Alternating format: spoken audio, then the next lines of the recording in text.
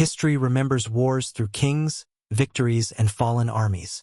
But beneath every battlefield lies another history, one buried not in armor, but in silence. The silence of women whose suffering never reached royal chronicles. As Viking expansion faded, Europe slowly transitioned into feudal order. Castles replaced longships as symbols of power. Yet the systems created during the Viking Age did not disappear. They simply evolved.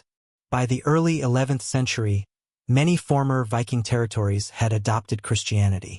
Kings who once raided monasteries now funded them. But archaeological evidence reveals a darker continuity. Monastic records from Denmark and Norway begin listing female servants with unusual origins. Many were described as rescued converts or redeemed souls. Yet isotope analysis of burial remains shows these women were not local.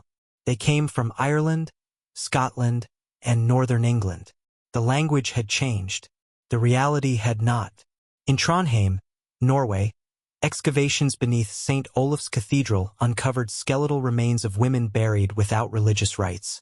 Their bones showed repetitive trauma consistent with forced labor. Several skeletons revealed signs of repeated childbirth with severe complications. None showed signs of proper medical treatment or monastic burial honors. These women lived in the shadow of churches built by the very culture that once enslaved them. Meanwhile, trade routes connecting Scandinavia to the Byzantine Empire and the Islamic caliphates continued flourishing.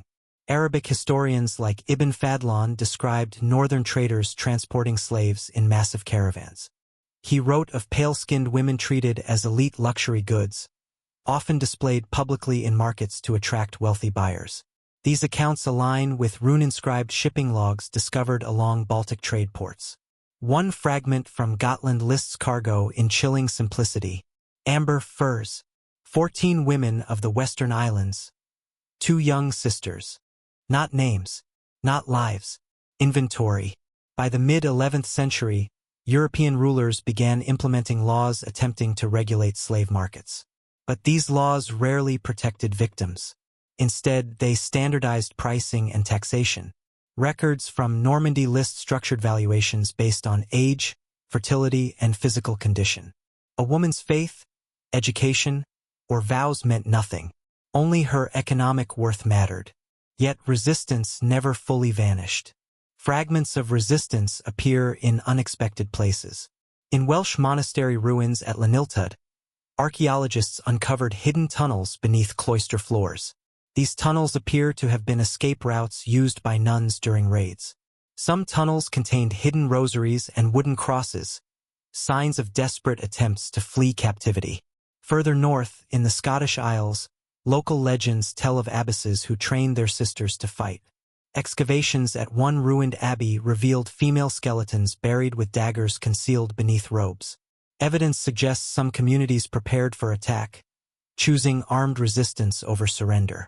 Still, these acts rarely changed outcomes. The final collapse of Viking power across England and Ireland did not erase the trauma left behind. Instead, it created a generation of women who existed between worlds. Children born from Viking captivity often grew up without identity, neither fully accepted by Christian society nor Norse culture. Genetic studies today reveal entire communities across Scandinavia descended from these unions. Bloodlines formed not by migration or diplomacy, but by conquest and forced reproduction. Perhaps the most haunting discovery came in 2018 during excavations in Western Ireland. Beneath a collapsed convent foundation, archaeologists uncovered a small hidden chamber. Inside were 13 female skeletons arranged in a protective circle. At the center lay the remains of an elderly nun clutching a wooden cross. Analysis suggests these women deliberately sealed themselves inside the chamber during a raid, choosing suffocation rather than capture. The cross she held showed teeth marks along its edges. She died biting it, perhaps praying, perhaps screaming. History rarely records acts of resistance like this. Chronicles favored rulers, generals, and conquerors. But archaeology speaks with bones, scars, and silent graves. And those graves tell us something uncomfortable. Viking brutality was not random chaos. It was structured, organized, legalized within their cultural framework. And when that system ended, it did not vanish. It was inherited, reshaped, and normalized by the very societies that claimed to civilize Europe. The suffering of captured nuns was not an exception of medieval cruelty. It was part of a wider system where power, religion, and economics intertwined. Today, the ruins of monasteries across Britain, Ireland, and Scandinavia attract tourists seeking echoes of Viking adventure. Longships are celebrated. Warriors are romanticized. Sagas are retold as heroic epics. But beneath those stones lie stories rarely spoken aloud. Stories of women whose names were erased, whose vows were broken not by choice, but by conquest, whose lives were reduced to transactions recorded in silver and rune.